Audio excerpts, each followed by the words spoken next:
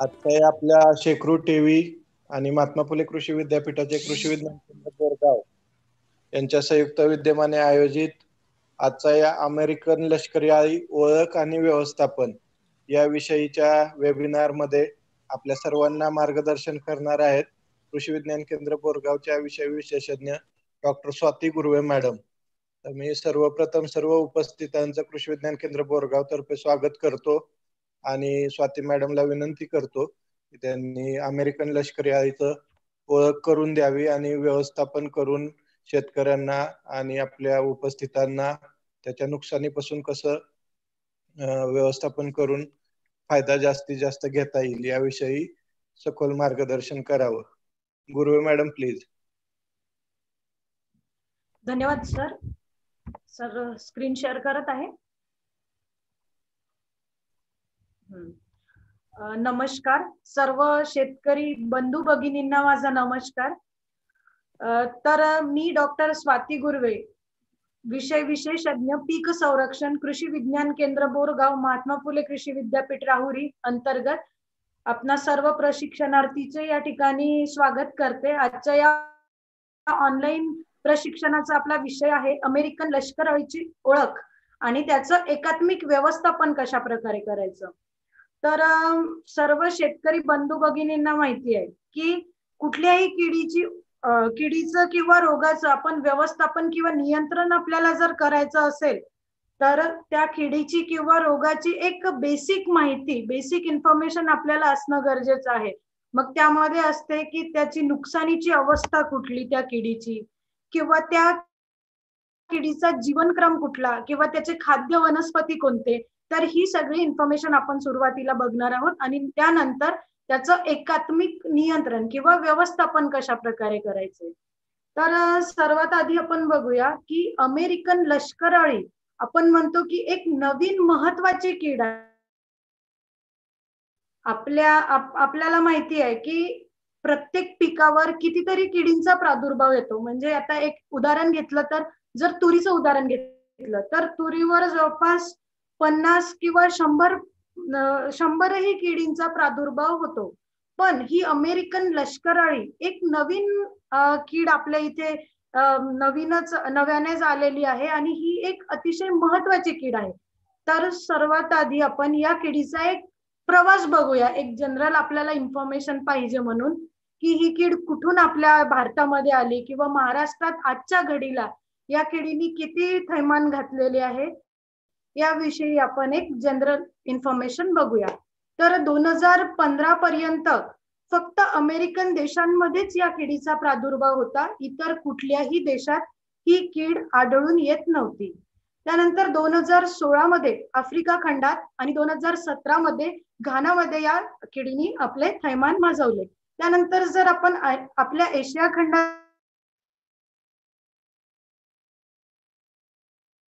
2018 मध्ये मे 2018 मध्ये कर्नाटकातील शिमोगा मध्ये या किडीची सर्वप्रथम नोंद झाली आणि त्यानंतर लगेचच म्हणजे ऑगस्ट 2018 मध्ये ही कीड आपल्या महाराष्ट्रात सर्वात आधी सोलापूर जिल्ह्यातील तांदूळवाडी या गावात या किडीचा आपल्याला प्रादुर्भाव एका शेतकऱ्याच्या शेतावर दिसून आला आणि तिथून पुढे या किडीने आपल्या म्हणजे आजच्या घडीचा जर विचार केला तर आज आपल्या अख्ख्या महाराष्ट्रात ही कीड आढळून येते आणि नुकसानकारक ठरत आहे.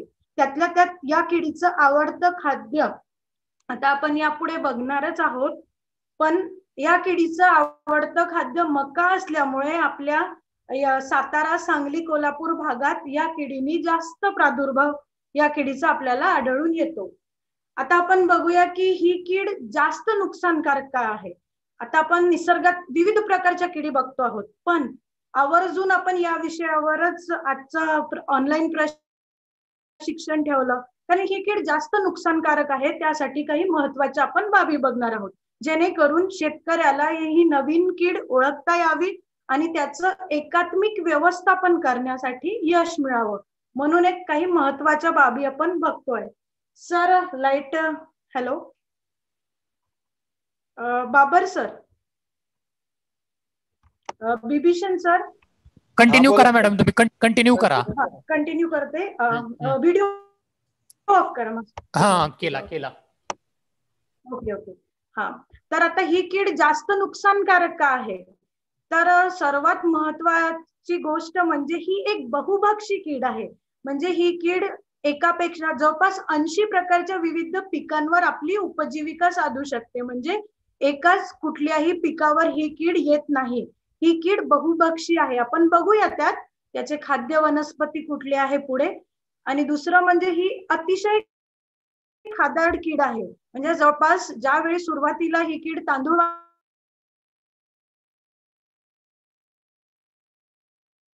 दोन रात्रीतच या किडीने अख्खं मका पीक बस्त केलं. म्हणजे ही अतिशय खादाड असणारी कीड आहे. दुसरं म्हणजे मादीची प्रजनन क्षमता खूप जास्त आहे. म्हणजे एक मादी एका रात्रीत एका वेळी जवळपास 1000 ते 2000 अंडी पण देऊ शकते. त्यामुळे ही कीड जास्त नुकसानकारक ठरते. तिसरं म्हणजे या किडीचा पतंग एका रात्रीत जवळपास 100 ते 200 किलोमीटर प्रवास करू शकतो. म्हणजे आता एखाद्या शेतकऱ्याने जर असा विचार केला की माझ्या शेजारच्या शेतात ही कीड आढळून आली, म्हणजे मी निवांत राहावं, माझ्या शेतात ही कीड आढळून येणार नाही, तर अशा प्रकारचा त्याचा गैरसमज आहे. कारण या किडीचा पतंग किंवा मादी पतंग एका रात्रीत 100 किंवा 200 किलोमीटरही प्रवास करू शकतो. त्यानंतर ही कीड झुंजीने आक्रमण करते. झुंडीने म्हणजे या किडीच्या नावातच सर्व आहे. म्हणजे या किडीचं नाव आहे लष्करी अळी. लष्कर म्हटलं की आपल्याला माहिती आहे की तुकडीने येते, एकटं किंवा दोन येत नाही. म्हणजे ही कीड झुंडीने आक्रमण करत असल्यामुळे पीक कमी कालावधीत जास्त पीक फस्त करते. त्यानंतर शेवटलं कारण म्हणजे स्थलांतर करण्यासाठी ही कीड झोपाळा तयार करते. आता इतर किडी आपण बघतोच निसर्गातील की एका झाडावरून दुसऱ्या झाडावर जाण्यासाठी झाडाच्या खाली उतरून जातात, जेणेकरून कधी जर आपल्या शेतात पाणी साचलेलं असलं किंवा कधी उष्णतेमुळे जमीन तापलेली असली तर कदाचित ती कीड त्या ठिकाणी नष्ट होण्याचे चान्सेस असतात. पण ही कीड एका झाडावरून दुसऱ्या झाडावर स्थलांतर करण्यासाठी झोपाळा तयार करते आणि जमिनीवर उतरण्याचा त्रास किंवा कष्ट घेत नाही. पुढील sir next. Vibhishan sir next करा. आता आपण बघू की या सर व्हिडिओ चालू करू शकता सर, लाईट आहे. आता आपण बघूया की ही कीड ओळखायची कशी. आधी बॅक. ओके, तर या किडीची एक ओळख बघूया की जेणेकरून साध्या डोळ्यांनी आपण बघितल्यानंतर एक सर्वसामान्य शेतकरी बघितल्या ही कीड ओळखता येईल त्याला. तर या किडीच्या काही महत्वाच्या गोष्टी आहे लक्षात ठेवण्यासारख्या, ज्या की आपण बघूया आता. तर आपल्याला माहिती आहे की कुठलीही कीड जवळपास 4 अवस्थेत आपलं जीवनचक्र पूर्ण करते. त्यामध्ये असते अंडीय अवस्था, अळी अवस्था, त्यानंतर कोश असतो आणि प्रौढ असतो. तर या किडीच्या अळी अवस्थेचा जर आपण विचार केला ओळख करण्यासाठी, तर या किडीच्या अळीच्या समोरच्या टोकाला म्हणजे हेड पोर्शन जो आहे, समोरचा भाग चेहऱ्याचा, त्या ठिकाणी इंग्रजीतील उलट्या वाय आकाराची खूण असते. इंग्रजीचा सरळ वाय जो असतो त्याला जर उलट केलं तर त्या प्रकारची खूण एक आढळून येतात.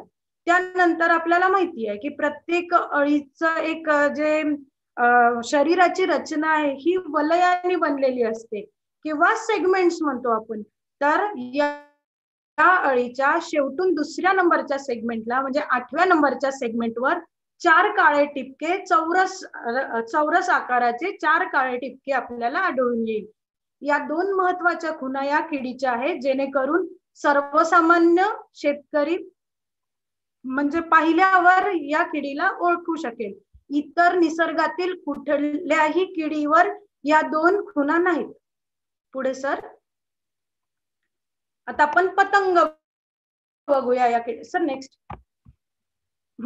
तर आता जनरल आपण पतंग पहिल्या ओळखू शकू असं काही पतंगाच्या खुणा बघू. पतंग म्हणजे किडीची प्रौढ अवस्था. तर या पतंगाचे समोरचे जे 2 पंख आहेत ते करड्या तपकिरी रंगाचे आहे आणि मागचे जे 2 पंख आहे ते पांढऱ्या चकचकीत रंगाचे आहे आणि हा पतंग निशाचर असून रात्रीच्याच वेळी मिलन करण्यासाठी नर आणि मादी त्या ठिकाणी भेटतात.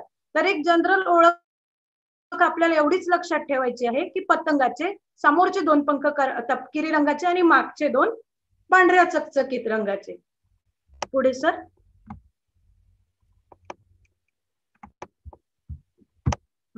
आता आपण या किडीचं एक जीवनचक्र बघूया. तर मी आधीच बोलता बोलता सांगितलं की प्रत्येक कीड ही आपलं जीवनचक्र 3 किंवा 4 वेगवेगळ्या अवस्थांमध्ये पूर्ण करते आणि हे जीवनचक्र सांगण्यामागचा उद्देशच हा आहे की जेणेकरून शेतकरी त्या स्टेजला एकात्मिक कीड व्यवस्थापन राबवू शकेल. तर ही कीड नवीन अमेरिकन लष्करी अळी जी आहे ही कीड तिचे लाईफ सायकल म्हणजे जीवनचक्र 4 विविध अवस्थांमध्ये पूर्ण करते. मग त्यात आहे अंडी पहिली अवस्था, दुसरी अळी अवस्था, तिसरी कोश अवस्था आणि चौथी आहे प्रौढ अवस्था. तर सुरुवातीला नर आणि मादीचे रात्रीच्या वेळी ज्यावेळी मिलन होते त्यानंतर मादी पतंग जो आहे तो एका वेळी जवळपास 1000 ते 1500 अंडी पण एका ठिकाणी अंडी घालत नाही. त्या पण मादीची एक वेगळी हॅबिट आहे. एका ठिकाणी पुंजक्यात अंडी 100 ते 150 अंडी एका ठिकाणी या प्रमाणात 1000 ते 2000 अंडी एका वेळी एक मादी घालते. जवळपास 2 ते 3 चकचकीत अंडी उबवते आणि ही अंडी या चित्रात आपल्याला दिसत आहे की जवळपास कापसाच्या केसासारखं स्ट्रक्चर आहे एक अंड्यांच्या प्रोटेक्शन साठी आणि ती अशी झुपक्यात घातलेली एक अंडी आहे. तर ही अंडी 2 ते 3 दिवसात उबवते आणि त्यातून एक हिरव्या रंगाची अळी बाहेर पडते. आता ही अळी अवस्था जवळपास 6 वेगवेगळ्या स्टेज मधून जाऊन म्हणजे 5 वेळा कात टाकून ही अळी पूर्ण होते म्हणजे मॅच्युअर्ड होते. तर ही अळी अवस्था जवळपास 15 ते 30 दिवसांची असते आणि हीच सर्वात महत्वाची अवस्था आहे शेतकऱ्याच्या दृष्टीने कारण या किडीची अळी अवस्था शेतकऱ्यांसाठी सर्वात जास्त घातक आहे. तर ही अळी अवस्था याचही म्हणजे ऋतूनुसार बदलते. उन्हाळ्यात ही 15 दिवसासाठी असते आणि हिवाळ्यात जास्त कालावधीसाठी असते म्हणजे जवळपास 30 दिवसासाठी. तर 15 ते 30 दिवसात ही अळी अवस्था पूर्ण होते आणि याच ड्युरेशन मध्ये ही अळी अवस्था आपल्या पिकाला नुकसान पोहोचवते. मग आता तिसरी अवस्था बघूया आपण. तिसरी अवस्था म्हणजे कोश अवस्था. अळी अवस्था पूर्ण होऊन म्हणजे खाऊन पिऊन जसं आपण रात्रीच्या वेळी झोपी जातो दिवसा जेवण करून त्याचप्रमाणे ही अळी अवस्थेत ही कीड खाऊन एक रेस्टिंग स्टेज जे म्हणतो आपण त्याला म्हणजे कोश अवस्था तिसरी अवस्था. तर जमिनीत 2 ते 8 सेंटीमीटर खोलीवर ही एक ब्राऊन कलरच्या म्हणजे तपकिरी रंगाच्या कोशात म्हणजे रेस्टिंग स्टेजला जाते म्हणजे ही तिची आरामाची अवस्था आहे कोशावस्था. त्यानंतर ही कोशावस्था ही ऋतुमानानुसार बदलू शकते. जवळपास उन्हाळ्यात ही 8 ते 10 दिवसासाठी असते आणि हिवाळ्यात ही कोशावस्था 20 ते 30 दिवसासाठी असते. अशा प्रकारे कोशातून 20 ते 30 दिवसानंतर हिवाळ्यात पतंग बाहेर पडतो ज्याला आपण प्रौढ म्हणतो. चौथी प्रौढ अवस्था. तर हा पतंग जवळपास 8 ते 10 दिवस जगू शकतो आणि परत एकदा हा पतंग त्या ठिकाणी नर आणि मादी यांचे मिलन होते रात्रीच्या वेळी आणि परत एकदा त्याची नवीन पिढी त्या ठिकाणी चालू होते. परत एकदा मादी अंडी देऊन परत सेम लाईफ सायकल जे आहे ते रिपीट होते. तर आपण या स्लाइड मध्ये एकच महत्वाचं बघणार आहोत की या अळीची जी नुकसानीची या अवस्था आहे अंडी कोश किंवा प्रौढ आपल्याला घातक नाही म्हणजे शेतकऱ्यांना घातक नाही. प्रौढ तर आपल्या झाडावरही फीड करत नाही गवतावर आपलं उदरनिर्वाह करतो आणि अंडी आणि कोश अवस्था यांना खाद्याची गरज नसते. सर पुढे. तर अशा प्रकारे आता आपण या अळीचं एक जीवनचक्र पाहिलेलं आहे. तेच आहे अंडीपुंज अळी कोश कशा प्रकारे आणि एक रंग रूप त्याचं या ठिकाणी चित्रानुसार आपल्याला पाहायला मिळेल. सर पुढे घ्या.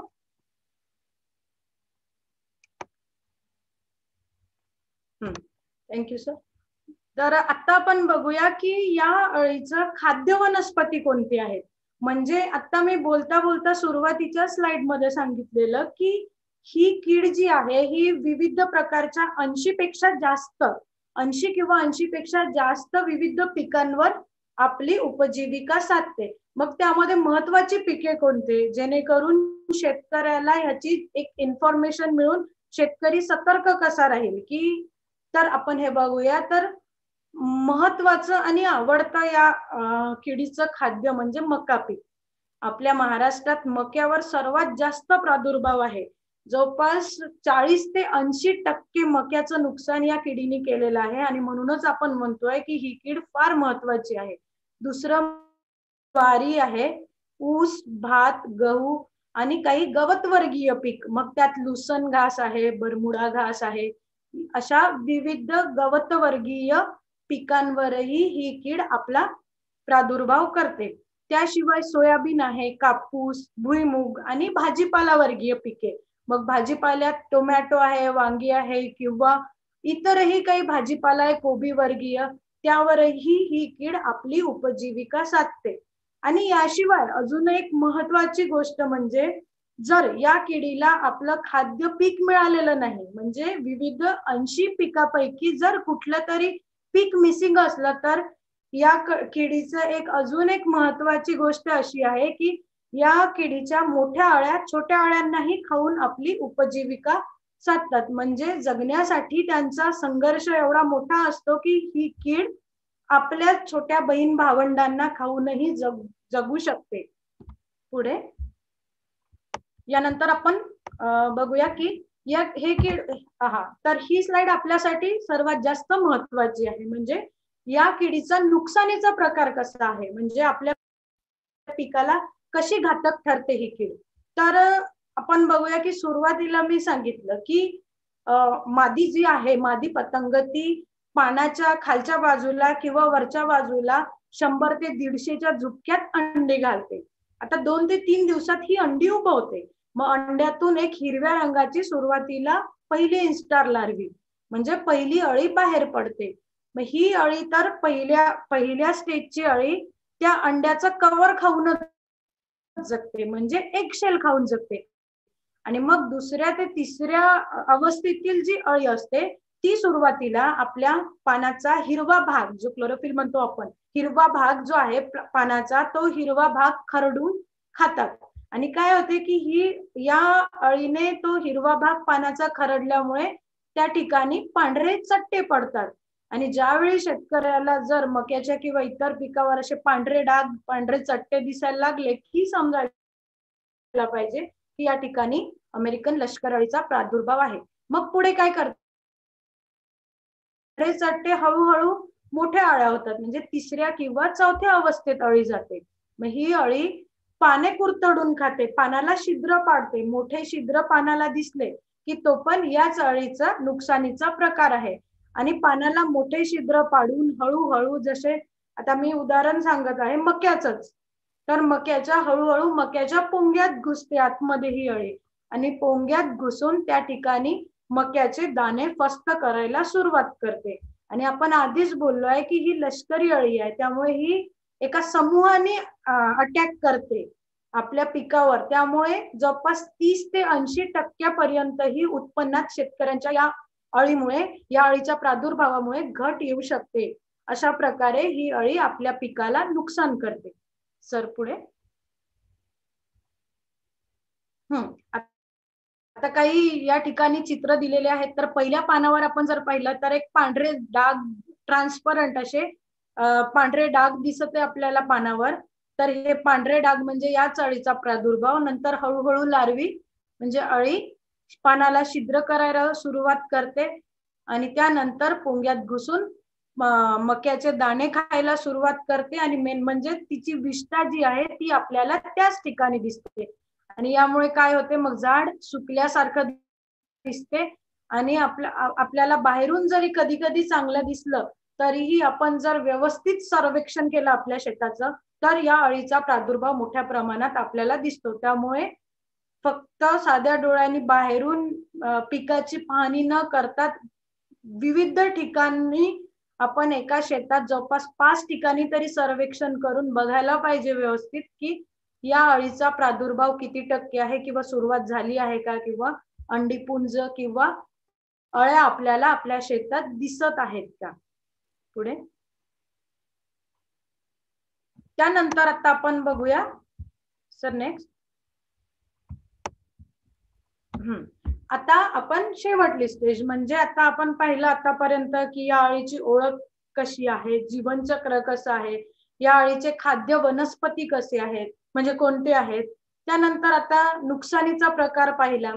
आता आपण सर्वात मेन मुद्द्यावर आलोय ज्याची शेतकऱ्यांना आतुरता असते की कुठल्याही अळीचं किंवा किडीचं नियंत्रण कसं करायला पाहिजे.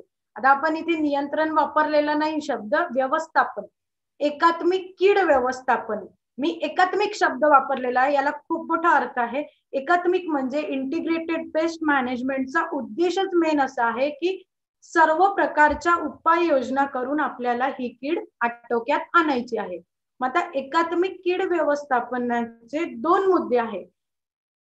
एक महत्वाचा मुद्दा म्हणजे आपल्याला या किडीचं समूळ उच्चाटन किंवा समूळ नष्ट करायची नाहीये, तर ही कीड आपल्याला आर्थिक नुकसान पातळीच्या आतच ठेवायची आहे एक. आणि दुसरी गोष्ट म्हणजे need based application of insecticides म्हणजे औषध वापरायचं आहे. जनरली शेतकऱ्याची किंवा आपलीही अशी मानसिकता काय असते की किडीचा प्रादुर्भाव दिसला किंवा इन्सिडन्स दिसला की आपण कीड दिसता क्षणी फवारणी करतो. पण एकात्मिक कीड व्यवस्थापनेचा उद्देश असा नाही. एकात्मिक कीड व्यवस्थापनेमध्ये आपल्याला नीड बेस म्हणजे गरजेपुरतेच फवारणीचे औषध आणि ज्यावेळी खूपच गरज असेल त्याच वेळी आपल्याला फवारणीचं औषध वापरायचं आहे. कारण या कीटकनाशकांचे दुष्परिणामही आपल्याला माहीतच आहे काय आहे. तर आपण बघूया की अमेरिकन लष्कर अळी याचे एकात्मिक व्यवस्थापन सुरुवातीपासून आपल्याला कसे करता येईल. तर सुरुवातीला जमिनीची खोल नांगरणी करायला पाहिजे. म्हणजे उन्हाळ्यात जर आपण जमिनीची खोल नांगरणी केली तर जमिनीत ज्या या किडीच्या सुप्तावस्था आहेत म्हणजे कोश अवस्था, आपण पाहिलं की कोश अवस्था ही जमिनीत असते. तर त्या कोश अवस्था नांगरणी खोल केल्यामुळे जमिनीच्या पृष्ठभागावर येईल. पृष्ठभागावर आल्यामुळे प्रखर सूर्याच्या किरणांनी म्हणा किंवा मग पक्षी वेचून खातात त्यामुळे ते नष्ट होईल. म्हणजे एक कोश नष्ट करणे म्हणजे जवळपास 1000 ते 2000 अळ्या नष्ट करणे अशातला भाग आहे. कारण एक कोश मोठा होऊन परत प्रौढ होईल, परत त्याचं जीवन सायकल म्हणजे जे लाईफ सायकल चालू होईल आणि परत 1000 ते 2000 अंडी देईल. तर जमिनीतील सुप्तावस्था नष्ट करण्यासाठी आपल्याला आणि जमीन भुसभुशीत करण्यासाठी उन्हाळ्यात जमिनीची खोल नांगरणी करणे गरजेचे आहे. त्यानंतर काही आंतरपीक सांगितलेले आहे या ठिकाणी. तूर, मूग किंवा उडीद यासारखे आंतरपीक आपण त्या ठिकाणी घेऊ शकतो. काही सापळा पीक लावू शकतो म्हणजे आपल्या शेताच्या आजूबाजूला 4 कडेला आपण नेपियर गवताच्या वगैरे 2-3 ओळी लावल्या तर ते एक सापळा पीक म्हणून चांगलं कार्यरत होईल आणि या किडीला आळा आणण्यास मदत होईल. नेक्स्ट आहे की पीक उगवणीपासून किडीचे नियमित सर्वेक्षण करणे गरजेचे आहे. हे अतिशय महत्वाची बाब आहे.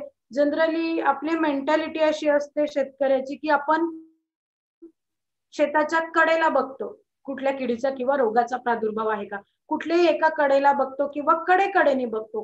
तर असे न करता सर्वेक्षणाच्याही काही पद्धती आहे.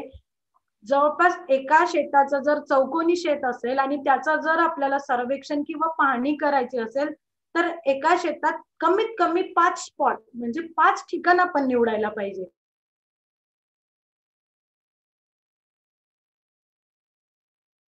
आणि सर्वेक्षण करायला पाहिजे कुठल्याही किडीसाठी किंवा रोगासाठी आणि त्यानुसारच आपण कन्क्लुजन आपलं काढायला पाहिजे की आपल्या शेतात किती टक्के प्रादुर्भाव आहे आणि त्यानुसार आपण उपाययोजना योजायला पाहिजे. त्यानंतर आहे की एकरी 10 पक्षी थांबे लावायला पाहिजे आपल्याला.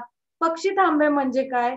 पक्षी थांबे अतिशय सोपी आहे म्हणजे काही शेतकऱ्यांना माहिती नाही म्हणून सांगते. इंग्रजी टी आकाराचा अशा प्रकारे इंग्रजीतला जसा टी असतो तसे बांबू बांधायचे आहे. पक्षी त्यावर येऊन बसतात आणि अळ्या वेचून त्या ठिकाणी खातात.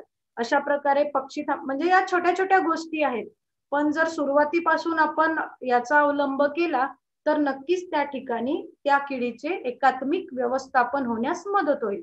त्यानंतर आहे की एकरी 15 कामगंध सापळे म्हणजे फेरोमोन ट्रॅप्स. आपल्या या चित्रात आपण बघतो आहोत की एक फेरोमोन ट्रॅप लावलेला म्हणजे कामगंध सापळा. तर आता कामगंध सापळा म्हणजे काय, बऱ्याचशा शेतकऱ्यांना प्रश्न पडतो किंवा माहिती नाही, किंवा अर्धे अधिक शेतकरी असं म्हणतात की यात कीड खाण्यासाठी येऊन अडकते. असला प्रकार नाही. कामगंध सापळ्याचा जवळपास एक 3 एक पिशवी असते प्लास्टिकची खालच्या बाजूला, जी खालून पॅक असते, वर एक झाकण असते आणि मध्ये एक कॅप्सूल असते यात, म्हणजे ज्याला आपण आपल्या टेक्निकल भाषेत ल्युर म्हणतो. तर काय असते की या ल्युरला, या कॅप्सूलला मादीचा सुगंध असतो, मादी पतंगाचा. आणि मादी पतंगाचा सुगंध असल्यामुळे नर पतंग जे काही आहे आपल्या शेतातले, ते नर पतंग त्या ठिकाणी अट्रॅक्ट होतात. तर हे कामगंध सापळे आपण जर शेतात लावले तर सर्व नर पतंग त्या ठिकाणी अट्रॅक्ट होऊन म्हणजे येऊन त्या सापळ्यात पडेल, पडून गुदमरून मरेल. त्यांचे जे पंख आहेत हे एवढे स्ट्रॉंग नसतात की ते त्या पिशवीतून उडून जाईल. अशा प्रकारे सर्व जर नर पतंग नष्ट झाले तर इनडायरेक्टली आपली किडीचा प्रादुर्भावही कमी होण्यास मदत होईल. अशा प्रकारे या कामगंध सापळ्यांचं कार्य आहे. नंतर पतंग आकर्षित करण्यासाठी प्रकाश सापळे आपण बघतो. एक घरीच आपण एक विचार करूया की लाईटाजवळ किडे येतात म्हणतात शेतकरी किंवा आपण लाईट लावला की त्याकडे किडे अट्रॅक्ट होतात. तर या पतंगाचंही असंच आहे. जर रात्रीच्या वेळी आपण एखाद्या घमिल्यात पाणी ठेवलं खाली आणि एखादे बल्ब फोकस लावले तर हे नर पतंग जे आहे हे रात्रीच्या वेळी त्या ठिकाणी अट्रॅक्ट होतात त्या लाईटाकडे आणि त्या पाण्यात पडून मरतात, जेणेकरून पुढची पिढी त्या ठिकाणी कंटिन्यू होणार नाही आणि या किडीचे व्यवस्थापन करू शकू. पुढे त्यानंतर आपण सर नेक्स्ट प्लीज.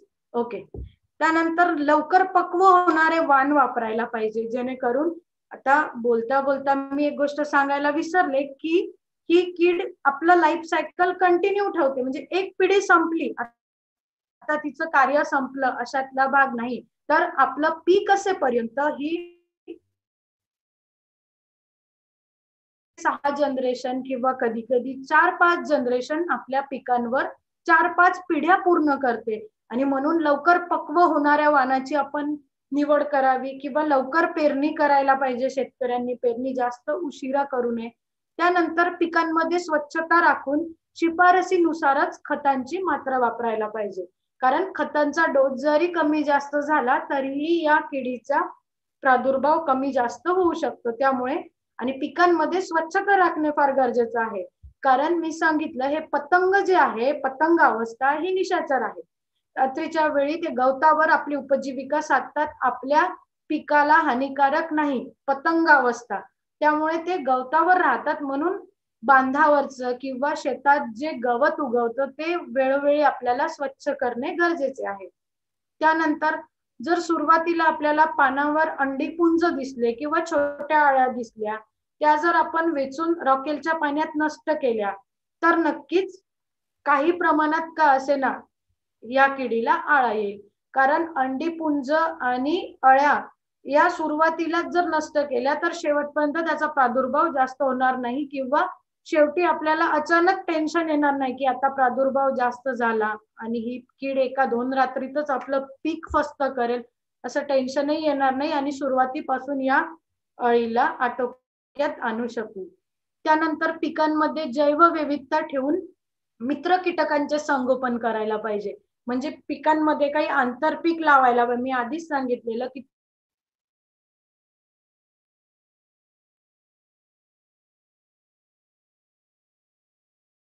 करायला पाहिजे त्या पिकामध्ये, जेणेकरून आपल्या पिकात मित्र कीटकाचेही संगोपन होईल. कारण मोस्ट ऑफ द टाइम काय होते की शेतकरी कीड दिसल्या हार्मफुल म्हणजे खूप जास्त घातक असणारं पेस्टिसाइड्स, इन्सेक्टिसाइड्स म्हणजे कीटकनाशक वापरतो आणि त्याचा डोजही वाजवीपेक्षा जास्त घेतो. आणि त्यामुळे काय होते की निसर्गाने जसा शत्रू निर्माण केलेला आहे तसा मित्रही, किंवा मित्र निर्माण केलेला आहे तसा शत्रूही.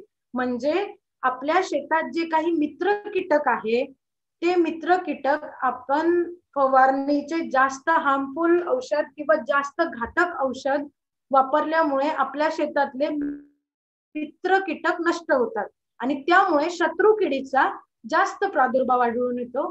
त्यामुळे बॅलन्सिंग जर करायचं असेल तर आपल्याला एका लिमिटमध्ये इन्सेक्टिसाइड्स किंवा पेस्टिसाइड्स वापरायचे आहेत, जेणेकरून पिकामध्ये जैवविविधता मेंटेन होऊन एक मित्र कीटकाचेही त्या ठिकाणी संगोपन होईल. म्हणजे काही प्रमाणात नॅचरली आपल्या किडीला आटोक्यात आणण्यास मदत होईल. जसं की पक्षी आपले मित्र आहेत, मी सांगितलं पक्षी थांबे लावले तर पक्षी त्या ठिकाणी बसून बरोबर अळ्या वेचून खातात आणि पक्ष्यांचं अळी हे आवडतं खाद्य आहे आणि इनडायरेक्टली आपली कीड त्या ठिकाणी नष्ट होते. अतिशय सोपं आहे. त्यामुळे मित्र कीटकांचं संगोपन करणे खूप गरजेचे आहे आणि आत्ताच्या काळात आपण मित्र कीटकांनाही विसरलो आणि मित्र कीटकांचं संगोपन करायलाही विसरलो. त्यामुळे अशा प्रकारच्या किडींचा प्रादुर्भाव वाढतो आहे. त्यानंतर पीक उगवणीच्या 15 दिवसानंतर मेटारायझियम एनिसोप्ली हे एक जैविक कीटकनाशक आहे.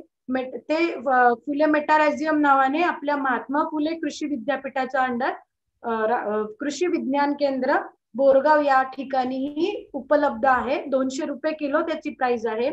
तर हे मेटारायझियम एनिसोप्ली हे जैविक कीटकनाशक सुरुवातीलाच 1 लिटर पाण्यात आपण 5 ग्राम वापरायला पाहिजे आणि त्याची फवारणी करायला पाहिजे. फवारणी करतानाही काही गोष्टी लक्षात ठेवण्यासारख्या आहे. पहिली म्हणजे जर आपण मका पिकावर फवारणी करतो आहे तर पिकावर वरवर फवारणी करून चालत नाही. फवारणीचं औषध व्यवस्थित त्या पोंग्यात जायला पाहिजे मक्याच्या, जेणेकरून जर ती कीड त्या पोंग्यात आतमध्ये असेल तर त्या किडीपर्यंत ते औषध पोहोचेल आणि त्या किडीला आळा येईल. दुसरी गोष्ट फवारणी करताना लक्षात घेण्यासारखी म्हणजे शेतकरी कधीही दिवसा जेव्हा वेळ मिळाला तेव्हा उठलं सुटलं फवारणी करतात. तर ही गोष्ट आपल्याला प्रामुख्याने टाळायची आहे. फवारणी करण्याचाही वेळ आहे. सकाळी अर्ली इन द मॉर्निंग म्हणजे 10च्या आत, सूर्यप्रकाश येण्याच्या आधी किंवा सायंकाळी 4-5 नंतर एक थंड उन्हाचं ज्यावेळी म्हणतो आपण तसं उन्हात दिवसभर फवारणी करू नये. त्यामुळे काय होते की कुठलंच औषध आपल्या पिकाला पाहिजे तसं लागत नाही आणि मग आपण म्हणतो की फवारणी करूनही आपली कीड आटोक्यात आली नाही. तर ते फवारणीचं औषध किंवा फवारणीची वेळ चुकल्यामुळे त्या ठिकाणी तसा लॉस होऊ शकतो. तर मेटारायझियम एनिसोप्ली हे जैविक कीटकनाशक 1 लिटर पाण्यात 5 ग्राम घेऊन आपल्याला व्यवस्थित मक्याच्या पोंग्यात किंवा ज्वारीच्या पोंग्याला लागेल असं आपल्याला फवारणी करायची आहे पहिली. त्यानंतर गरज असेल लगेच दुसरी 15 दिवसांनी फवारणी आणि परत गरज असेल तर तिसरीही फवारणी आपण करू शकतो. आणि या जैविक कीटकनाशकाचा कुठल्याही प्रकारे हार्मफुल आपल्याला दुष्परिणाम नाही. त्यामुळे याच्या 2-3 फवारण्या सुरुवातीपासूनच केल्या तर फायदेशीर ठरेल. त्यानंतर पीक उगवणीनंतर जर जवळपास 5% प्रादुर्भाव दिसून आला तसं तर प्रत्येक किडीची एक आर्थिक नुकसानीची पातळी असते. आर्थिक नुकसानीची पातळी म्हणजे किती टक्के प्रादुर्भाव असल्यास ही कीड आपल्या शेतकऱ्यांसाठी घातक आहे असा त्याचा एक अर्थ आहे. तर जवळपास 5% प्रादुर्भाव दिसून आल्यात. मी तर म्हणेल की 5% ही प्रादुर्भावाची आपण वाट बघू नये, कारण ही कीड खादाड आहे, झुंडीने येते आणि आली की अख्खं पीक फस्त करते. त्यामुळे 5%पेक्षाही कमी प्रादुर्भाव असला तरीही आपण सुरुवातीपासूनच नीम ऑइल म्हणजे निंबोळी अर्क 5% किंवा अझाडिरेक्टिन 500 ppm मध्ये येते मार्केटमध्ये, ते 1 लिटर पाण्याला 5 मिली याप्रमाणे आपण फवारणी करायला पाहिजे.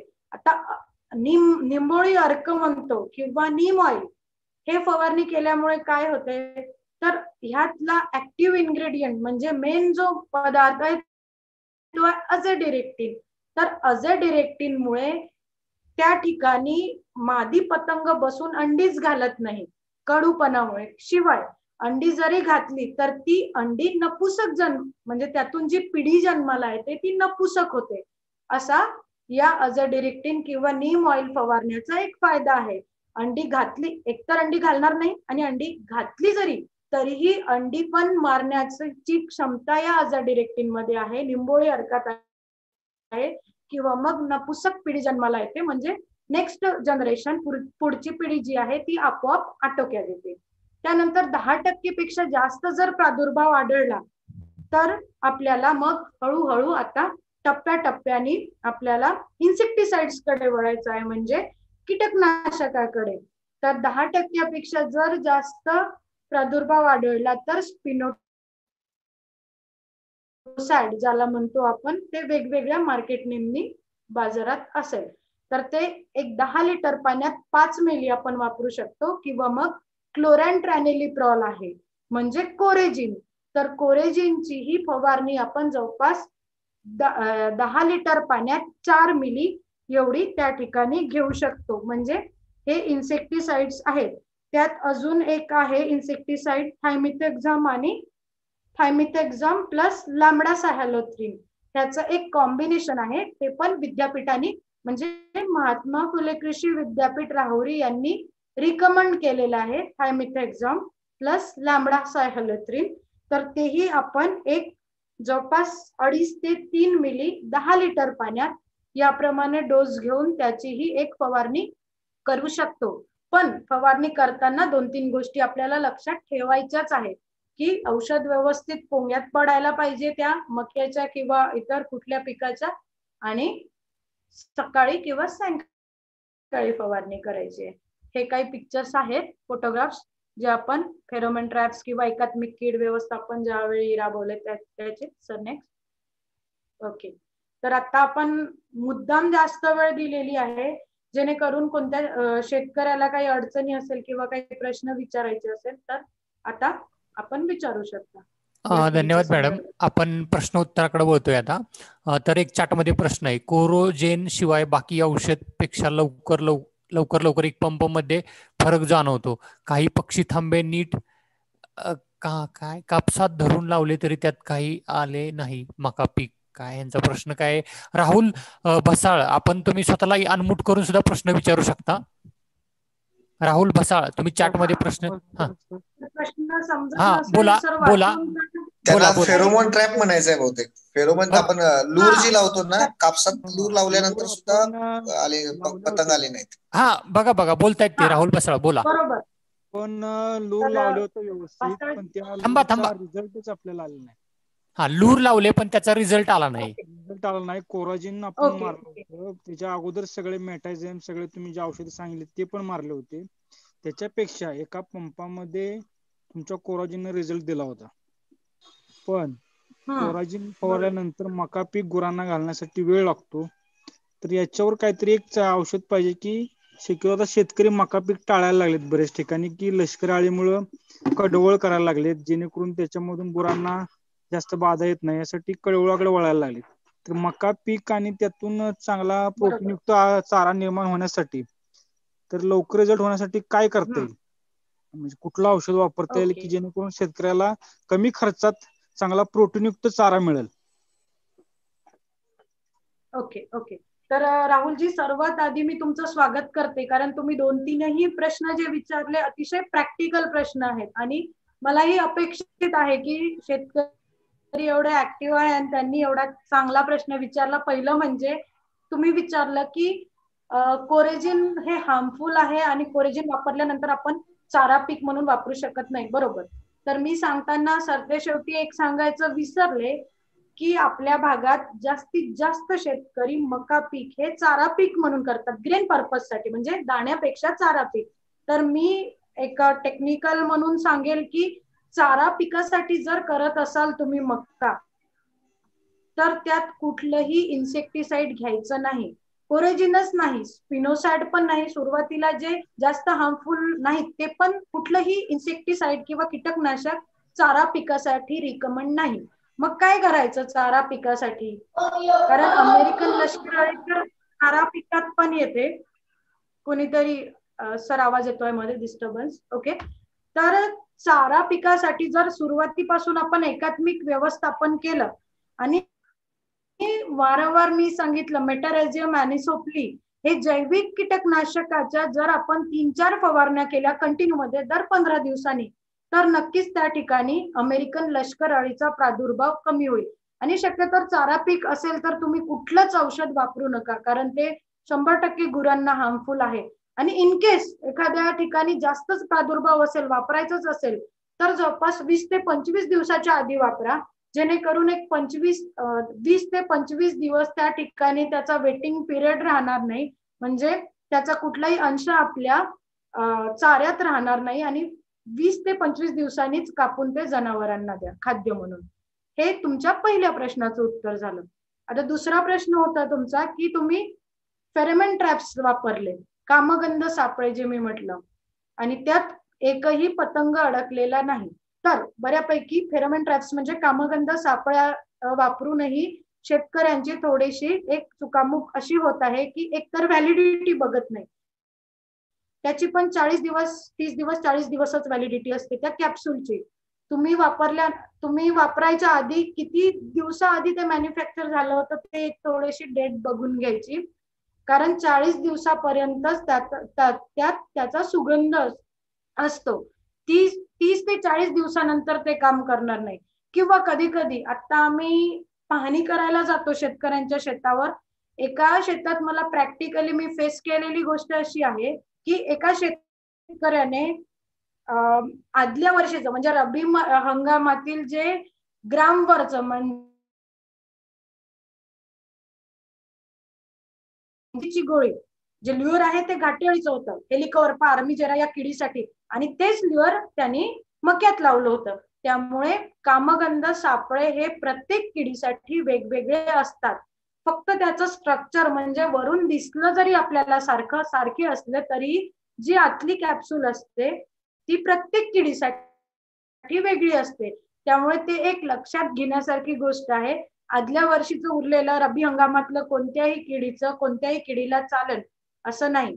त्यामुळे तुमची त्या ठिकाणी एक चुकामुक होऊ शकते, किंवा मग ते कामगंध सापळे वेस्ट झालेला असेल, तो जो फेरोमोन ट्रॅपची जी कॅप्सूल आहे त्याची व्हॅलिडिटी गेली असेल, त्यामुळे ते वर्क करत नसेल. भासाळजी अजून काय? राहुल हॅलो. हा भासाळजी काही आहे तुमचं? त्यामध्ये मॅन्युफॅक्चरिंग डेट तुम्ही जे म्हणला तर ते 20 दिवसाच्या आतलीच होतं, पण त्यामध्ये एकही नव्हतं. काही कंपन्या काय करतायत की त्याच्यामध्ये काहीच नव्हतं, म्हणजे गंधच नव्हता. तुम्ही जे सांगितलं तर त्यामध्ये अंशच नव्हता. म्हणजे असं सुद्धा शेतकऱ्याला एक असं उपलब्ध करून दिलं पाहिजे की बाबा त्या जेणेकरून त्याला त्याच्यापासून फायदा व्हावा, की बाबा त्याचा रिझल्ट लवकर यावा. आपल्या ठिकाणी उपलब्ध बोरगावला करून दिलं की बाबा तर जे आता खात्रीशीर आहे, बाबा शेतकरी पैसे देऊन ती वस्तू आणतोय, लावतोय, कामगंध प्रयोग करतोय, पण त्याचा रिझल्ट यावा यासाठी आता त्या कंपनीकडून आपण बारामतीवरून मागवलं होतं, त्यामध्ये काहीच नव्हतं. त्या लावलं व्यवस्थित तुम्ही सांगितल्या पद्धतीनं, तुम्ही सांगितल्या पद्धतीनं हाताचा वास. लिव्हर बोगस असतात. बरोबर आहे तुमचं. बऱ्याच कंपन्यांचे लिव्हर्स बोगस असतात एका ऑथराइज ठिकाणून. जसं मेटरायझियम अॅनिसोप्ली आम्ही देतो, आमच्या विद्यापीठाचं देतो, तर तशा प्रकारे तुमचं म्हणणं आहे की एक ऑथराइज मिळायला पाहिजे. तेही मिळेल तर ते कृषी विभागाकडे आहे. तुमच्या गावचे जे ऍग्रिकल्चर असिस्टंट आहे, कृषी सहाय्यक, त्यांच्याशी तुम्ही कॉन्टॅक्ट साधा. कृषी विभागाच्या मॅडमकडे किंवा सरांकडे ते उपलब्ध असतं. ते तुम्हाला मला वाटते फ्री मध्येच ते देतात. सुरुवातीला काही 10-15 फ्री मध्ये देतात. त्यांच्याकडे ते उपलब्ध आहे. तर कृषी विभागासोबत किंवा एओ असतील ऍग्रिकल्चर ऑफिसर, त्यांच्याशी एक कॉन्टॅक्ट करून तुम्ही घ्या. आज बऱ्याच ठिकाणी मॅडम काय होतंय, तर आपल्या इथे विकायला नाहीये. कृषी विज्ञान केंद्र बोरगाव या ठिकाणी कामगंध सापळे मॅन्युफॅक्चरही होत नाही महात्मा फुले कृषी विद्यापीठाच्या अंडर, आणि विकायलाही नाही. त्यामुळे आपण प्रोव्हाइड करू शकत नाही. कृषी विभागाकडून तुम्हाला नक्की मिळेल. राहुल साहेब, हॅलो हॅलो हॅलो, येतोय का आवाज? तर त्यांचं समाधान झालं असेल तर पुढचा प्रश्न घेऊया. हॅलो. हा हॅलो, बोला बोला, येतोय आवाज. हा मॅडम नमस्ते. मी फडतरे बोलतोय सातारमधनच.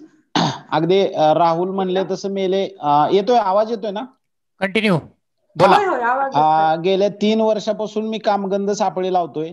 म्हणजे अगदी PCI कंपनीचे सुद्धा कृषी उद्योग जे पुरवतोय कृषी विभागामार्फत, किंवा आणखी काही कंपन्याचं. तर माझा अनुभव असा आहे की म्हणजे अद्यापही मला म्हणजे त्या कामगंध सापळ्यामध्ये एकही पतंग सापडलेला नाही. म्हणजे हे एक संशोधनाचा विषय आहे की आपल्यासारख्या तज्ञांनी जर थोडंसं ह्याच्यामध्ये लक्ष घातलं आणि जर आपल्या महात्मा कृषी विद्यापीठामार्फत एक जसं राहुल सरांनी सांगितलं की जे शेतकऱ्यांची फसवणूक होती किंवा खूप सोपं आहे, म्हणजे सोयाबीन सारख्या पिकामध्ये एवढं प्रचंड आपल्याला यश मिळतंय ह्या कामगंध सापळ्यामध्ये, परंतु अमेरिकन लष्करी आगीला 1% सुद्धा मिळत नाही. मग त्याच्यावर जर आपल्या हे संशोधन जर झालं आणि आपल्या विद्यापीठामार्फत जर मिळालं तर खूप फायदा. किंवा आपल्याला एक अशी विनंती आहे की आपल्या मार्फत जे एंटॉमॉलॉजिस्ट आहेत यांच्याकडून जर काही ऑब्झर्वेशन झाली, म्हणजे तुम्ही एक लूर कुठल्याही कंपनीच्या लावून बघितल्या आणि एक्झॅक्ट त्याच्यामध्ये किती पतंग येत आहेत का, काय होत आहेत का, तर तो डाटा बरं पडेल. कारण तो फीडबॅकला आणि त्या कंपनीचा जर रिझल्ट चांगला मिळाला तर आपल्यालाही ते लावता येतील. तर ह्या अनुषंगानं हा प्रश्न आहे की हा कामगंध सापळा म्हणजे त्याचं सक्सेस मक्यामध्ये खूप आपल्याला आपण तसं आपण असं म्हणू शकत नाही, पण आपल्या ऑब्झर्वेशन मध्ये जर एखादी चांगली कंपनी असेल तर शेतकऱ्यांना त्याबाबत सूचित व्हावं. दुसरं मॅडम की बऱ्याचशे की निमार्क सुद्धा बाजारामध्ये 10,000 ppm 5,000 ppm जर घ्यायला गेलं तर खूप खर्च येतोय. तर काही आपल्याला जर गोमूत्र सारख्या जर सुरुवातीच्या स्टेजला जर फवारणी करायची म्हणली जे सहजपणे शेतकऱ्यांकडे उपलब्ध आहे तर त्याचं काय प्रमाण असावं. आणि तिसरा एक प्रश्न असा आहे की आपण ह्या अमेरिकन लष्करी आळीला कंट्रोलमध्ये करताना बऱ्यापैकी जे फवारणीचं सिस्टीम आहे म्हणजे त्याच्यामध्ये नोझलचं त्याच्यावर बरंच यश डिपेंड राहते. म्हणजे नोझलचा फवारा कसा पडतोय, कोक्यात जातोय का बाहेर स्प्रेड होतोय, मग त्याला 1 होलचा नोझल 2 होलचा नोझल 3 होलचा नोझल, ह्या नोझल मधला प्रकार ह्याला एक लय कारणीभूत टाकतोय सरतोय. तसं जर त्याच्यावर जरी केलं तर साध्या क्विनॉल-फॉस सारख्या सुद्धा साध्या औषधानं किंवा ह्याने सुद्धा म्हणजे अगदी कोराजिन सारखे जायची बी गरज नाही, अशा ह्याच्यात सुद्धा लवकर होते. तर या 2-3 प्रश्नाबाबत जरा थोडीशी चर्चा झाली तर बरं पडेल. प्रश्न लक्षात आला मॅडम? ठीक आहे सर. तर पहिला प्रश्न आपण आवाज येतोय माझा तुम्हाला? आवाज येतोय. तर आपण बासल सरांच्या प्रश्नाचं उत्तर दिलंच आहे फेरोमोन सापळ्याविषयी. बरोबर आहे तुमचं. शेतकऱ्यांचं सर्रास हे प्रॉब्लेम आहे की कामगंध प्रॉब्लेम काय आहे. तुम्ही म्हटलं की सोयाबीन मध्ये रिझल्ट येतो, तर सोयाबीन मधली जी स्पोडोप्टेरा आहे ही या अळीपेक्षा वेगळी आहे. मी आधीच सांगितलं ती स्पोडोप्टेरा वेगळी आहे आणि ही नवीन अमेरिकन लष्करी अळी वेगळी आहे आणि ही नव्याने आलेली आहे, नवीनच आहे. त्यामुळे शास्त्रज्ञांनाही जरा वेळ पाहिजे. तर मला वाटते काही ठिकाणी कामगंध सापळ्यांचे खरंच रिझल्ट येत नाहीये. तर तुम्ही म्हटल्याप्रमाणे आपण एक प्रयत्न करू. आपल्याकडे काही कंपनीवाले येतात, काही त्यांचे प्रोडक्ट्स आणतात, मग आपण स्वतः आपल्या फील्डवर टेस्ट करून बघू एखादी ट्रायल की कुठल्या कंपनीचे रिझल्ट आहे आणि त्यानुसार आपल्याला गाईड करू. आणि अजून महात्मा फुले कृषी विद्यापीठ राहुरी या ठिकाणी कोणतेच सापळे मिळत नाही, ते बाहेरूनच घेतात. तरीही एक आपण प्रयत्न करू, विचारून पाहू काही एंटोमॉलॉजिस्टला जर आपल्याला काही करता आलं त्यात तर रिसर्च. ठीक आहे, हा एक प्रश्न झाला. आणि तुम्ही म्हटलं की कामगंध सापळ्यांचे रिझल्ट येत नाही, तर असंही आपण म्हणू शकत नाही. कारण आपण बघतो की मराठवाडा आणि विदर्भात आपल्या कॉटनवरती कापसावर पिंक बोलवर्म गुलाबी बोंडअळी आली आणि सर्वात चांगले गुलाबी बोंडअळीसाठी कामगंध सापळे ठरले आहे. एक वरदानच ठरलाय. कामगंध सापळ्यात जवळपास 100-200 पतंग अडकलेले आहेत त्या ठिकाणी. तर एक थोडासा वेळ लागेल कारण ही कीड नवीन आहे. किंवा आपण कंपन्यांचे टेस्ट करून घेऊया आपल्या ठिकाणी जर जसं जमलं तसं, एक शेतकऱ्यांना मदत म्हणून. दुसरा प्रश्न तुमचा होता की गोमूत्र वगैरे आपण वापरू शकतो का. ठीक आहे, आपण वापरू शकतो. मी स्वतः त्याची कुठलीही ट्रायल घेतली नाही, त्यामुळे मी तुम्हाला शाश्वती देऊ शकत नाही की तुम्ही वापरल्यामुळे त्याचा डेटा असा आहे, त्याचे रिझल्ट असे आहेत. मी नीम ऑइल वापरलेलं आहे. नीम ऑइलची तुम्हाला गॅरंटी देऊ शकते की नीम ऑइलमुळे असं होतं. आणि गोमूत्र वापरल्यास 1 लिटरला 1 मिली वापरू शकता तुम्ही, 1 ml असं गोमूत्र ही सुरुवातीला वापरू शकता. अजून तुमचा तिसरा प्रश्न कुठला होता की नोझल, पंपाचं नोझल. ओके, तर नोझल कुठलंही वापरा. मी आधीच सांगितलं की ही कीड जास्तीत जास्त लपून असणारी असते, म्हणजे फक्त अंडी अवस्था त्याची पानावर वरती आपल्याला एग मासेस दिसतात, पण अळ्या अंड्यातून बाहेर पडता क्षणी अळ्या लगेच डिस्पर होतात, म्हणजे एका ठिकाणी झुटक्यात राहत नाही, लपून जातात किंवा इकडे तिकडे अशा लपतात. त्यामुळे नोझल पेक्षाही तुम्ही फवारणी करतानाच महत्वाची काळजी घेतली की झाडाला पूर्ण वरून खालपर्यंत जर औषध व्यवस्थित डिस्ट्रीब्यूट झालं, औषध व्यवस्थित लागलं किंवा पोंग्यात व्यवस्थित औषध गेलं तर नक्कीच त्या ठिकाणी काही प्रमाणात यश येईल. आणि बरोबर आहे की कोरेजिन सारख्या औषधाकडे डायरेक्ट वळू नका, आणि म्हणूनच मी सुरुवातीपासून तुम्हाला एकात्मिक कीड व्यवस्थापनाचे विविध उपाय सांगितले जेणेकरून तुम्ही कीड दिसता क्षणी कोरेजिन वापरू नये. कोरेजिनचे पण रिझल्ट आहेत, तुम्ही म्हटलंय इमामेक्टिन बेन्झोइड हे साधं वापरलं तुम्ही तरीही त्याचा जो वेटिंग पिरियड आहे किंवा त्याचा हार्मफुलनेस आहे हा कोरॅजिन पेक्षा कमी राहून त्याचे रिझल्ट चांगले आहेत. फक्त वापरण्याची पद्धत, कारण आपण वरवर करतो फवारणी, स्वतः शेतकरी शक्यतो करत नाही. अर्ध्या अधिक वेळा आपण एखादा लेबर लावतो आणि लेबरचं कसं एका दिवसात एवढं व्हायला पाहिजे, जेवढं जास्त झालं तेवढं. तर फवारणी करताना ती एक काळजी घ्या की पोंग्यात औषध व्यवस्थित पडेल किंवा झाडाच्या सगळ्या बाजूला ते औषध व्यवस्थित लागेल. पुढे सर प्रश्न आहे कोणाचा? हा, मेटारायझम एनोसिफिली ना, हे म्हणजे बॅक्टेरिया फंगस आहे, स्पेसिफिक त्याचा यूज कसा करायचा असा प्रश्न आहे फेसबुक वरून. हा, तर ते एक जैविक कीटकनाशक आहे, त्यात एक जीवच आहे जे एका जीवापासूनच बनवलेलं आहे, मेटारायझियम एनिसोप्ली. तर हे मेटारायझियम एनिसोप्ली आपल्याला 1 लिटर पाण्यात 5 ग्रॅम एवढं घेऊन वापरायचं आहे. ते पावडर फॉर्म मध्ये पण आहे, लिक्विड फॉर्म मध्ये पण आहे, पण लिक्विड आपल्याकडे विकायला नाही, ते महात्मा फुले कृषी विद्यापीठ मध्ये मिळू शकेल तुम्हाला. ठीक आहे, तर ते आपल्या विद्यापीठांनीच तयार केलेलं आहे आणि त्यावर एक मॅन्युफॅक्चर डेट किंवा एक्सपायरी डेट वगैरे असते. तर ते मेटारायझियम एनिसोप्ली एक जैविक कीटकनाशक आहे आणि ते त्याची मोड ऑफ ऍक्शन अशी आहे, म्हणजे त्याचं कार्य असं आहे की ते त्या किडीच्या आतमध्ये म्हणजे त्या अळीवर इफेक्ट करून त्या अळीची स्किन डिस्टर्ब करून आतमध्ये ती फंगस एंटर करते आणि त्या अळीलाच पूर्ण अळीला नाश करते, म्हणजे हळूहळू अळी खायला थांबवते. आणि अळीनी जर खायचं थांबवलं तर स्टार्वेशननी म्हणजे भूकमार होऊन त्या अळीचा त्या ठिकाणी 2 ते 3 दिवसात मृत्यू होतो आणि एक पांढरी अळी असं लटकल्यासारखं तिथे दिसते आपल्याला. अजून अशा प्रकारे 1 लिटर पाण्यात 5 ग्राम तुम्ही वापरू शकता मेटारायझियम एनिसोप्ली. आणि दर 15 दिवसांनी त्याची फवारणी केली तरी ती योग्यच आहे. म्हणजे मी सुरुवातीपासूनच सजेस्ट केलं की मेटारायझियम एनिसोप्लीचे रिझल्ट चांगले, तुम्ही 15-15 दिवसांनी त्याची फवारणी करा आणि चारा पीक असेल तर हमखास त्याच्या 3-4 फवारण्या केल्या तरी चालेल. या किडीसाठी पक्षी थांबे हे किती परिणामकारक आहेत? आता किती आहे याचा डेटा नाही सर आपल्याकडे की एवढे पक्षी थांबे वापरून एवढ्या अळ्या आपण कंट्रोल केल्या, पण नक्कीच बऱ्यापैकी आपण शेतात ज्यावेळी पाणी करतो, ज्या ठिकाणी आपण पक्षी थांबे लावलेले त्या ठिकाणी रिझल्ट आहेत. पक्षी वेचून अळ्या खातात. जसं आपलं कधी कधी आवडतं खाद्य पुरणपोळी म्हणतो आपण, तसं पक्ष्यासाठी ते एक पुरणपोळीचं काम करतं, एक स्वीट म्हणून. पक्षी जर ग्रेन असेल त्या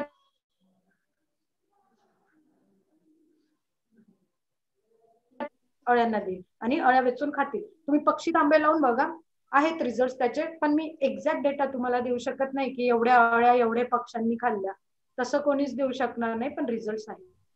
अजून कोणाचे प्रश्न आहेत का? स्वतःला अनम्यूट करून विचारा.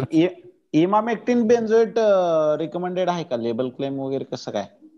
इमामेक्टिन बेन्झोएट इमामेक्टिन नाही आहे, पण त्याचे रिझल्ट चांगले आहे, कारण पतंग वर्गीय इतर किडीसाठी ते दिलेले आहे. पण महात्मा फुले कृषी विद्यापीठाने किंवा सीआयबीने इमामेक्टिन बेन्झोएट या किडीसाठी दिलेलं नाही, पण त्याचे रिझल्ट आहेत. आणि ते इतर पतंग वर्गीय म्हणजे त्यात नॉर्मल स्पोडोप्टेरा झाली किंवा इतर अळ्या झाल्या त्यासाठी रिकमेंड आहे, तर तुम्ही वापरू शकता. जवळपास 4 ते 5 ग्रॅम एका पंपाला 4 ते 5 ग्रॅम इमामेक्टिन बेन्झोएट. अजून कोणाचे प्रश्न आहेत का? हॅलो, अजून कोणाचे प्रश्न असतील तर स्वतःला अनम्यूट करून विचारू शकता.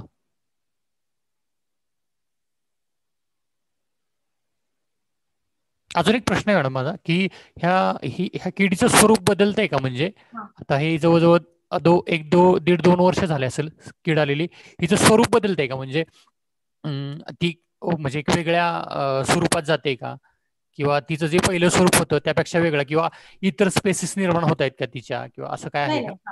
नाही, मला समजला तुमचा प्रश्न. तुमचं म्हणणं आहे की हिच्या स्ट्रेन्स किंवा स्पेसिस हार्मफुल होत जाते का, म्हणजे यावर्षी कमी घातक होती, पुढच्या वेळी कमी घातक किंवा वेगळी स्पेसिस आली याची, असंच म्हणायचं ना तुम्हाला? बरोबर बरोबर बरोबर का प्रश्न? बरोबर आहे प्रश्न. हा, तर असं नाही आहे. आता जेव्हापासून आपल्याकडे 2018 पासून महाराष्ट्रात आली, ऑगस्ट 2018 पासून, तेव्हापासून ती एकच आहे, त्याचं कुठलंही स्वरूप बदललेलं नाही. ती कीड, ती स्पेसिस एकच आहे. ती जी सोयाबीन वरची स्पोडोप्टेरा आहे ती वेगळी आहे आणि ही एक वेगळी कीड आहे. तर हिचं एकच स्पेस आहे. हिच्या अजून बायफर्गेशन होऊन वेगवेगळ्या स्पेसिस किंवा असं काही, जसं कोरोनाचे फॉर एक्झाम्पल वेगवेगळ्या स्ट्रेन्स आहेत, तसं ह्या किडीचं झालेलं नाही. संजय शिंदे प्रश्न त्यामुळे विचारत आहेत. रिसर्च पण आपण ह्याच्यावर एक करू शकतो चांगला, म्हणजे एकच कीड आहे, ती एकच स्पेसिस आहे, त्यामुळे रिसर्च पण करायला ते आहे. संजय सर प्रश्न विचारतात फेसबुक वरून, की ही कीड किती दिवस थांबते पिकावरती? पिकावरती किती दिवस थांबते? आता तुमचं पीक असेपर्यंत जवळपास ही कीड आपल्या 3 ते 4 पिढ्या, कधी कधी 4 ते 5 पिढ्या आपल्या पिकावर करते, म्हणजे कंटिन्यू असते. सुरुवातीपासून तर अगदी हार्वेस्टिंग पर्यंत, म्हणजे पीक कापणीला येईपर्यंत ती 4-5 पिढ्या आपल्या कंटिन्यू आपल्या त्या ठिकाणी, म्हणजे शेवटपर्यंत कंप्लीट करते. आणि याशिवायही कधी कधी वातावरणानुसार किंवा अवेलेबिलिटी प्रॉपर तिला वातावरण किंवा खाद्य वनस्पती अवेलेबल नसलं तर ती सुप्तावस्थेतही राहते. आणि तिला कंटिन्यू जर खाद्य मिळालं, समजा यावेळी तुम्ही मका लावला, मक्यावर याच्यात 3-4 पिढ्या झाल्या, त्यानंतर तुम्ही ज्वारी लावली, तर तिची पिढी जी आहे ती कंटिन्यू होत राहते. आणि सांगितलंच आहे आपण, एकापेक्षा जास्त वनस्पतीवरती फीड करू शकते, म्हणजे 80 वनस्पतीवरती किंवा 80 पेक्षा जास्त वनस्पतीवर फीड करू शकते. त्यामुळे तिचं लाईफ सायकल कंटिन्यू असते, म्हणून तर ती डेंजरस आहे, म्हणूनच आपल्याला जास्त घातक आहे, कारण एकच पिढी सचिनजी करत प्रश्न नाही, विचार आपला. कंटिन्यू. सचिनजी प्रश्न विचारा, आपण हँड रेज केलाय. सचिनजी ठीक आहे. एक चॅट मध्ये पुन्हा प्रश्न आला एक मी बघतोय. बरेच शेतकरी मका पीक दुष्काळी भागात दूध व्यवसाय हा मुख्य करत, दुष्काळी भागात दूध व्यवसाय हा मुख्य करत आहेत आणि प्रोटीनयुक्त चारा मुरघास बनवण्यासाठी वापरत आहेत. त्यावर चांगला लवकर फायदा व्हावा यासाठी चांगलं मार्गदर्शन व्हावं व औषध हवं, असं राहुल भासाळांचाच प्रश्न. म्हणजे प्रश्न सुरुवातीलाच दिलेला आहे सर, भासाळ सरांचा आहे का प्रश्न? राहुल भासाळ. बरोबर. हा बरोबर बरोबर. हा, आपण चारा पिकाचं उत्तर ह्याचं झालेलं आहे की कुठलंही इन्सेक्टिसाइड किंवा कीटकनाशक या ठिकाणी वापरू नये. चारा पीक असेल तर मेटारायझियम एनिसोप्ली वापरा तुम्ही. जैविक, शक्यतो जैविक आणि एकात्मिक कीड व्यवस्थापन करा चारा पिकासाठी. ओके. कुठलंच कीटकनाशक चारा पिकासाठी रिकमेंड नाही किंवा लेबल क्लेम नाही. सचिनजी तुम्ही स्वतःला अनम्यूट करा आणि प्रश्न विचारा. अजून आहेत? हा येत आहेत प्रश्न, आहेत बोला. सर मी सचिन जाधव, कृषी सहाय्यक राजाळे. बोला. हॅलो. हा बोला, आवाज येतोय सर, बोला. तर आमच्या हॅलो, तर बोला. आमच्या इथं येतोय आवाज सर? येतोय बोला. तर आमच्या इथं स्वाती गुरवे मॅडमचा बरेचसे कार्यक्रम झाले सर राजाळे गावामध्ये. तर हॅलो. हा आवाज येतोय, बोला तुम्ही. तर त्या ठिकाणी ज्या शेतकऱ्यांनी मॅडमने जे मार्गदर्शन केलं आज कार्यक्रमामध्ये, त्या पद्धतीनं 100% लोकांचं मका या पिकावरची जी लष्करी अळी आहे ते नियंत्रण करण्यामध्ये यशस्वी झाले सर. तुम्हाला फीडबॅक आलाय मॅडम कृषी सहाय्यक राजाळे फलटणवरून, की तुम्ही तिकडे जे सेशन घेतलंय ना, तर तिकडे 100% नियंत्रण झालेलं असं बोलतायत ते. म्हणजे हा तुमचा पॉझिटिव्ह सकारात्मक फीडबॅक आहे. होणार नाही पण ठीक आहे, काही प्रमाणात म्हणजे फायदा व्हावा शेतकऱ्यांना, आणि त्याच अनुषंगाने आपण अशा प्रकारचे कार्यक्रम घेतो जेणेकरून 100% तर मी शाश्वती देणार नाही, कारण नवीन कीड आहे आणि एक समजायलाही काही ड्युरेशन जातं शेतकऱ्याला. त्यानंतर एक वातावरणही असते डिपेंड, म्हणजे कुठल्याही किडीचं व्यवस्थापन करण्यासाठी वातावरणही डिपेंड असते कशा प्रकारे आहे. तर एक 100% नाही, पण नक्कीच शेतकऱ्यांना फायदा झाला असेल आणि व्हावा यापुढेही अशा कार्यक्रमाचा. धन्यवाद सर. अजून काही कोणाचे प्रश्न प्रश्न असतील तर असतील घ्या तर अजून. अजून काही प्रश्न असतील तर विचारू शकता. मला वाटतंय महेश सर प्रश्न झाले असावेत, आपण समारोपाकडे वळालो तरी चालेल. हो, संग्राम पाटील सर. धन्यवाद doctor Swati Guru madam. Video on केला तर बरं होईल संग्राम सर. ओके, धन्यवाद स्वाती गुरु मॅडम. शेकरू टीव्ही आणि कृषी विज्ञान केंद्र बोरगाव यांच्या संयुक्त विद्यमाने आज आपण हा जो अमेरिकन लष्करी अळी ही जी एक नवीन कीड आपल्याकडे आता आपल्या भागात आढळते आणि ज्याला आपण अतिशय डिवास्टेटिंग किंवा अतिशय नुकसानकारक कीड आपण ज्याला म्हणू शकतो. बहुभक्षी असल्यामुळं फक्त मकाच नाही तर इतरही पिकांना त्यापासूनचा धोका आहेच. त्यामुळे आपण कदाचित मका पीक घेतलं नाही म्हणजे कीड नष्ट होईल असं न समजता इतर पिकांच्या बाबतीत देखील आपण काळजीपूर्वक त्या किडीवरती लक्ष ठेवणं आवश्यक आहे. गुरुवे मॅडमनी जसं सांगितलं की जवळपास 80 प्रकारच्या पिकांवरती ही कीड हल्ला करू शकते किंवा त्याच्यावरती भक्षण करू शकते. त्यामुळे आपण सर्वांनी निश्चितपणे या किडीचं लक्ष ठेवणं आणि आता जशी काही उपाय योजना सांगितल्यात किंवा जे काही एकात्मिक कीड नियंत्रण किंवा एकात्मिक कीड व्यवस्थापन पद्धतीच्या मध्ये जे काही उपाययोजना सांगितल्यात त्या आपण सर्वांनी काटेकोरपणे त्या जर पाळल्यात तर निश्चितपणे ह्या किडीवरती आपल्याला नियंत्रण मिळवणं सोयीचं होईल आणि आपला जो काही कीटकनाशकावरती किंवा इतर ह्याच्यावरती आपला जो काही भरमसाठ खर्च होतो तो देखील कमी करता येईल. आणि या व्यतिरिक्त आपलं पीक महत्वाचं म्हणजे ते पीक वाचवणं आपल्याला फार सोयीचं होईल. या दृष्टीनं मी पुन्हा एकदा डॉक्टर स्वाती गुरु यांचं आभार मानतो की आपण खूप छान आणि खूप सोप्या शब्दात सर्वांना समजेल अशा पद्धतीने आपण मार्गदर्शन केलं. शेकरू टीव्ही यांचं देखील मी सर्वांचं कृषी विज्ञान केंद्रातर्फे आभार मानतो. सर्व आपल्या ह्याच्यामध्ये सहभागी असलेले सर्व शेतकरी, कृषी विभागाचे आमचे सहकारी मित्र यांचा देखील मी या ठिकाणी आभार मानतो आणि आपल्या सर्वांच्या संमतीनं हा कार्यक्रम आपण आज इथं संपला असं जाहीर करतो.